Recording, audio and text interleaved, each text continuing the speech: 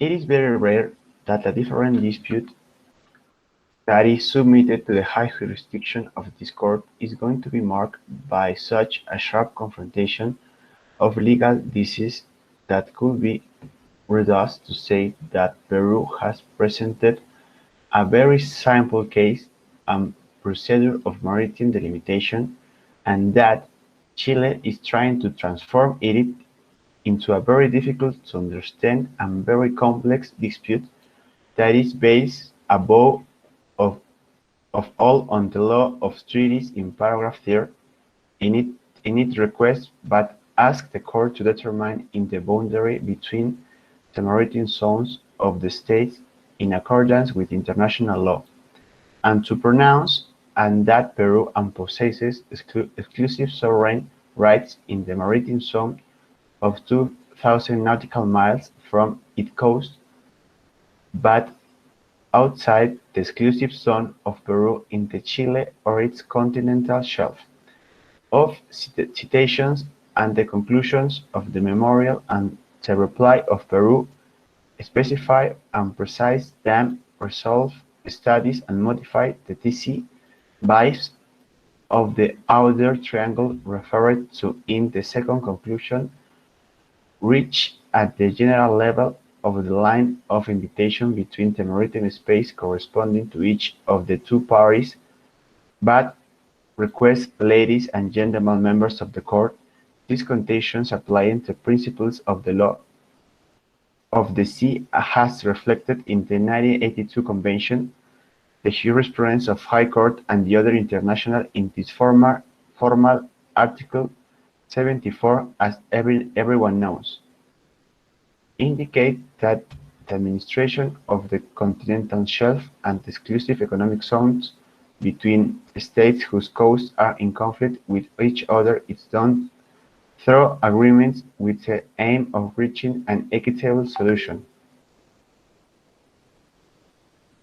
The parties should resort to other forms of these different peaceful functions, always with the aim of reaching a solution. At the same time, they are encouraged to make every effort to establish provisional agreements of practical nature. If there is no agreement of limitation, what is certainly not the Declaration of Santiago of 1992, but states of course have agreed to have provisional agreements of that type, but after the Chilean refusal to negotiate in spite of its first manifestation is avenue in that sense, but has initiated the procedure before the order then that will determine which is the equitable solution to be put applying the method of preference that has already been established in solid and very clear form in the most recent judgments of the court. Agree with the decision of the court and share the approach it has taken. I note in particular that Chile did not demonstrate that the border emanating from the tacit agreement between the parties extended beyond 60 or 80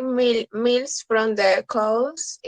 In my perspective, the last figure determines the extreme limit of the border under the convention, and it is in those circumstances that you can subscribe to paragraph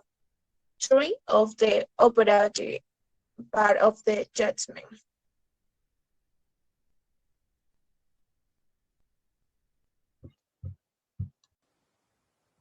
I am Gonzalo Mejia Vargas. In addition, Judge ad hoc Gillian explains that he has also accepted the solution adopted by the court in relation to the starting point of the maritime boundary. He points out that this solution necessarily emanates from the language of the 1968 and 1969 minutes. It adds, however, that this in no way prejudges the location of the initial point of the land boundary identified as Concordia in Article 2 of 1929 Treaty of Lima, and whose determination is not for the court to make judgment. The parties differ on the location of the point.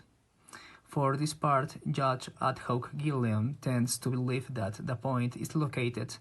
not at the landmark number 1, located inland, but at the point of intersection between the Pacific Ocean and the arc,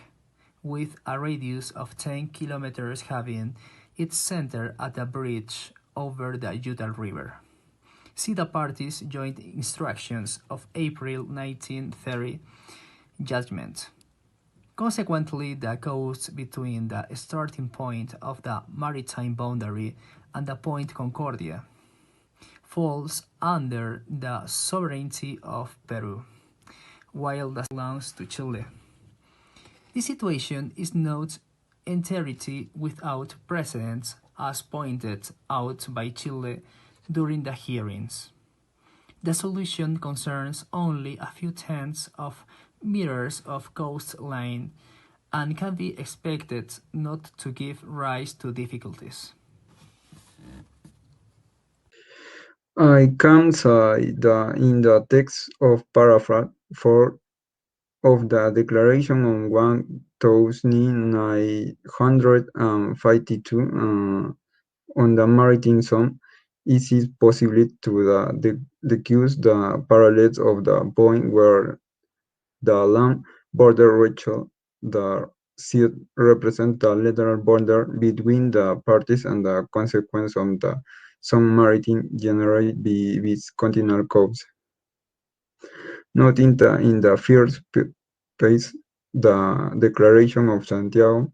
is a treaty and be assumed by the parts.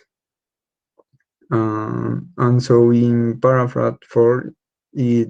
it no expressly establish the criteria no to delimit one general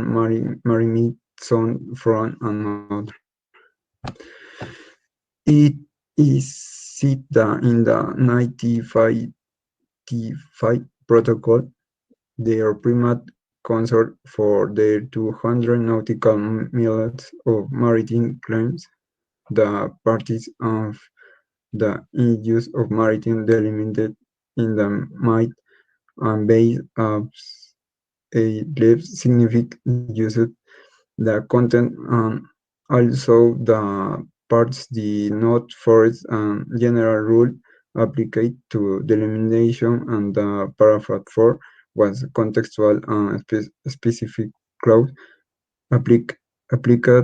only to the parts of the Santiago Declaration. That's all from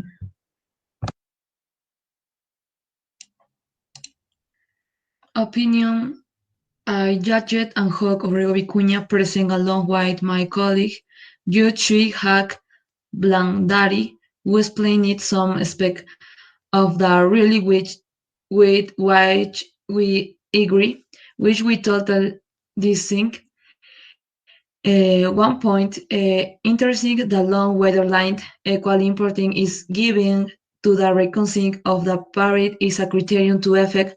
the maritime demolitions to a certain extent. It has to reconsider the existence of single maritimes, but an is significant to the fact that the code outcome for Peru argument so time is maritime demands is applied in accordance with the United Nations Conventions of the Law of the Sea of 1982. As consequence of this declaration, ships that fly the flag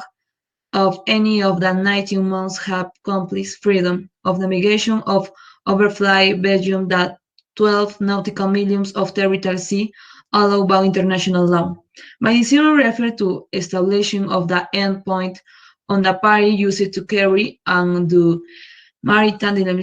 delimitation a distance at 18 nautical miles, noted the rule that the concern aiming to equity in the maritime delimitation is contrary to the meaning of equity under international law, which is expressed as signing in the aforementioned conventions. Thank you.